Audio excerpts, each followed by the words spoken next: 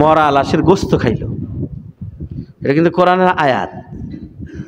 লাহমা আখিহি, আল্লাহ বলেন আইয়ুহিব্বা ওয়ালা ইয়াগতাব বা'দুকুম বা'দা, তোমরা একজন আরেকজনের গীবত করো না। তোমরা একজন আরেকজনের গীবত করো, তোমরা কি তোমাদের মৃত ভাইয়ের গোশত খাইতে পছন্দ করো? যদি করো তাহলে গীবত করো। এজন্য সাবধান, এটা থেকে বিরত থাকা। 4 নম্বর কারণ বলবে তারা, ওয়াকুন্না নুকাযযিবু বিয়াউমিদ্দিন।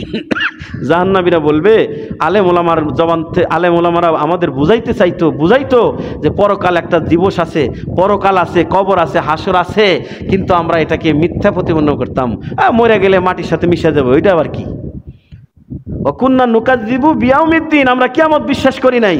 কিয়ামত বলতে কিছু নাই, মরে যাব, মানুষ মাটির সাথে মিশে যাবে, এরপরে আর কি, কিছুই হবে না।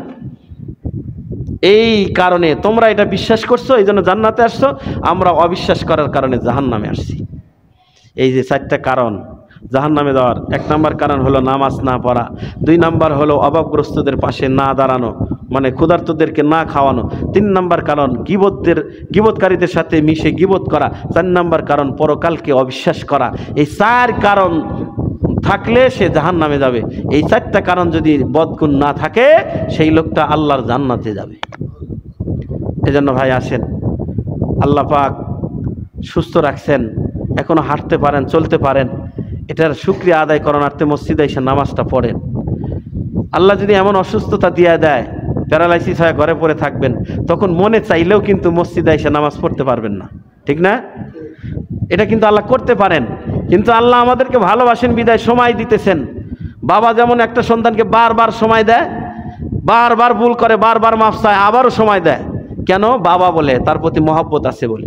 আল্লাহ পাকের মহব্বত বান্দার প্রতি তার চাইতেও বেশি, মা আর বাবার চাইতেও।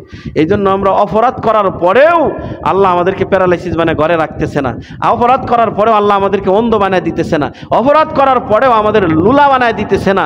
কেন? বলে দেখি বান্দা আবার ঘুরে আসে কিনা, দেখি বান্দা ক্ষমা চায় কিনা।